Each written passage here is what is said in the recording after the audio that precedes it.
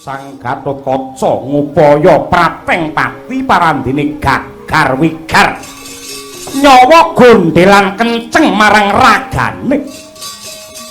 Dupi Sang Gatotkaca anjegreg nganti kaya Tugwaja satemah liwung linglung kaprawasa wuyung mangkono roncening tembang kawijil ngemu rasa tresna. Lali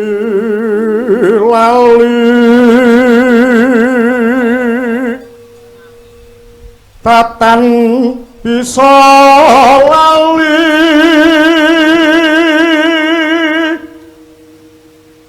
lawasaya katon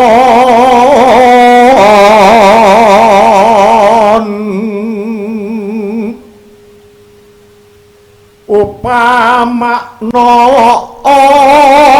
wit-witan kang gedhe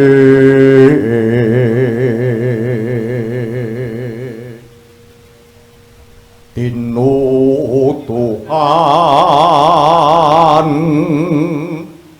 tatan bisa mati mrajak saya sami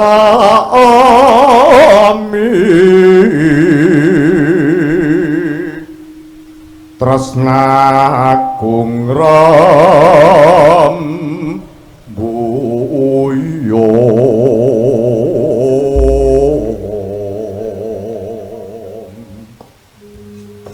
balung pakel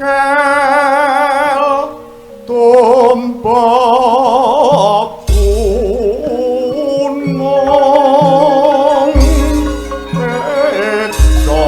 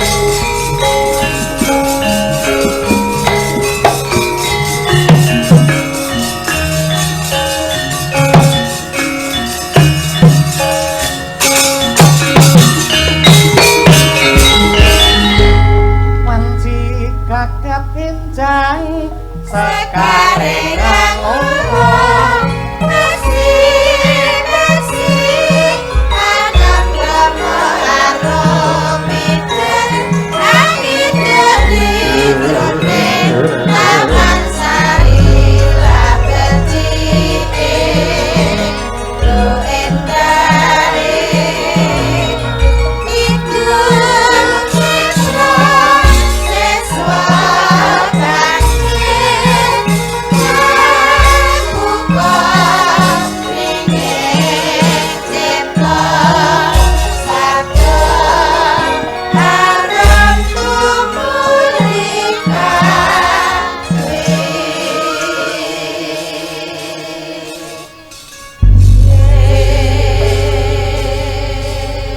Petro wonten dawuh ndaramu Gatotkaca kuwi nek murep ning tengah dalan iki ngopo kirangan gong nun Ndara Gatut kok iso murep turu ning tengah dalan ngopo lagi stres perkarane halah kaya ora tau nglakoni dadi cah enom ae ya ngono kuwi wong lagi kaprawasa dewaning asmara iki kaya ngono kuwi. Mangan ora enak, ngombe ora iso seger, turu ya ora iso angler. Turu mlumah rumangsane sing dicintai iki ngleyang-ngleyang ning usuk. Turu miring rumangsane sing ditresnani joget ning tembok. Lek murep ganjel. Ganjel apane? Gatotkaca. Kowe kuwi satriya dudu wong saudon saurupan.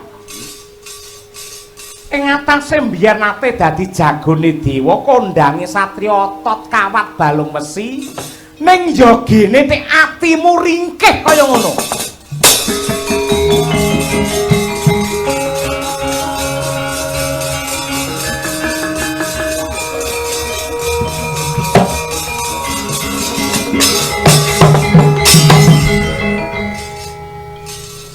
Nggih, lek pancen golek hiburan pengen nyelimur dolan kalih kula. Nggih. Mangke jenengan kula jak teng rumah kaca, nggih to.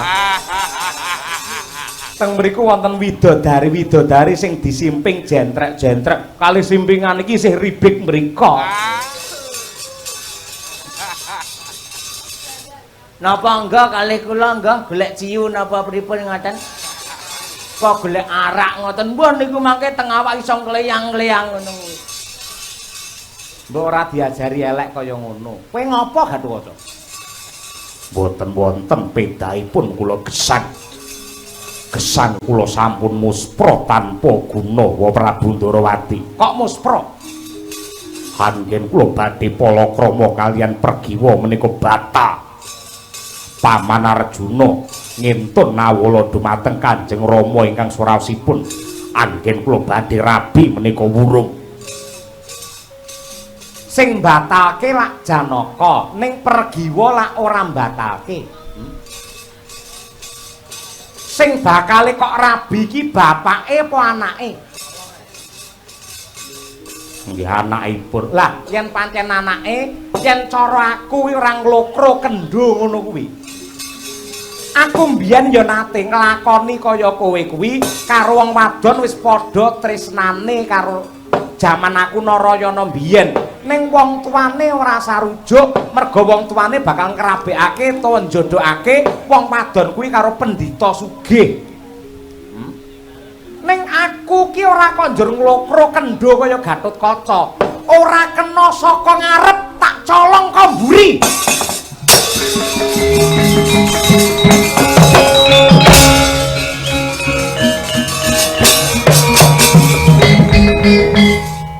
sampeyan niku jenenge provokator.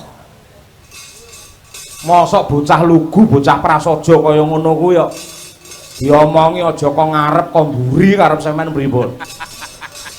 Apa kira-kira kok mburi luwih penak napa piye? Demo aja nyelon-nyelon lho.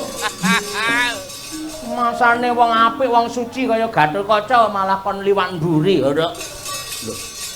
Ya pancen kaya ngono kuwi caraku nggugah marang rasane Gatotkaca men gumregut meng rancut. Durung karuan namun to si Pergiwa ki nampik katresnane Gatotkaca. Bisa uga malah Pergiwa ki ajur ngumur rasane. Sing bisa nulungi ya mung Gatotkaca. Yen nganti niki mangke geger dadi rame pripun? Sing tanggung jawab Ratu Ndorowati kowe melu kono.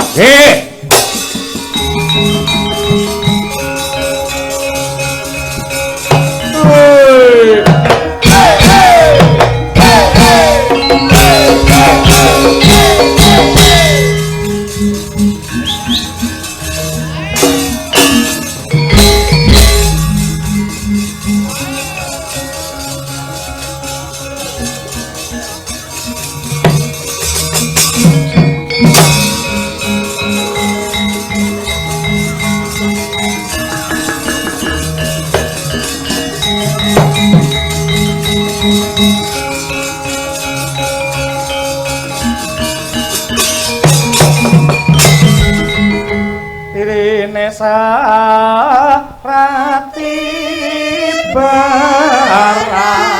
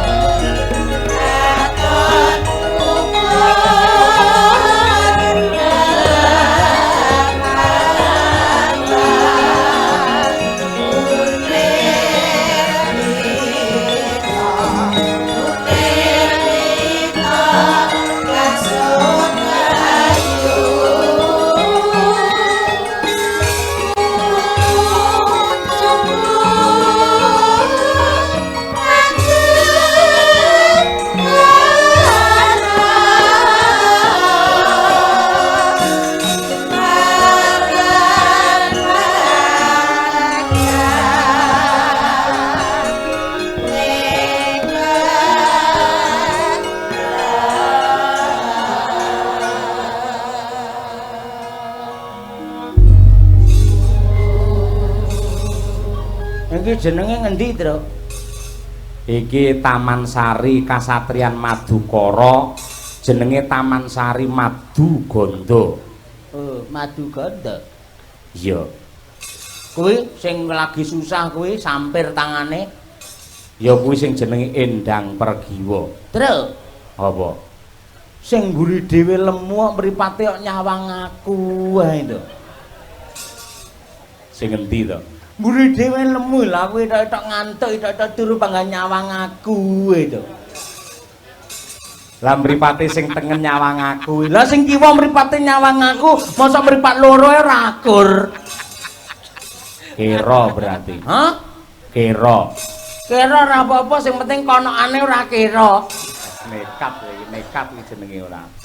Lah mane kaya ngene, Truk, menengo sik to. Wong ayu. Sing kaya godhong tunjung netrane mutiaraning uripku jejantunge batinku Yayi Pergiwa pun kakang pringgondane ingkang prapta ning Taman Maduganda yektine aku mung bakal nanting kelawan rasamu ora bakal meksa karo batinmu sejatine nganti ripalungguhan iki katresnanmu kuwi doyong marang sapa yen pancen isih tresna marang Gatotkaca bakal tak rungkepi kanthi toh pati yen pancen kowe abot karo wong liya mara gage ripalungguhan iki kowe golek gaman sing landhep tancepna ana jantunge Gatotkaca luwih becik aku mati tinimbang wong sing tak tresnani dirabi wong liya yektine batinku ki aku ora apa-apa kowe ora nampa katresnane Gatotkaca aku ora apa-apa kowe ora gelem karo aku ning aku tetep ora lila lamun to kowe dirabi karo wong liya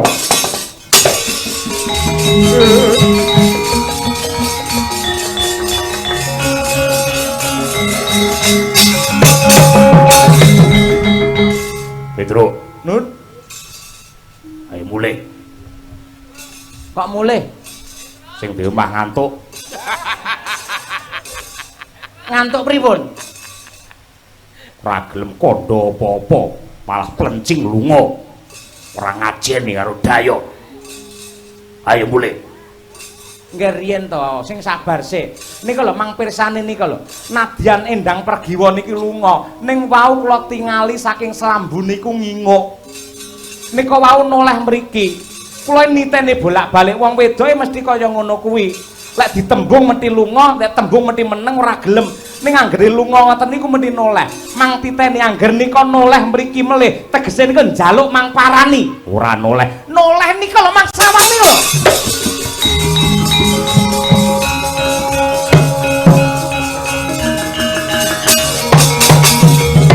Masalah noleh nika lho. Masalah jenengan malah diawe lho. Diawe ngene lho. Sing ngawe sapa?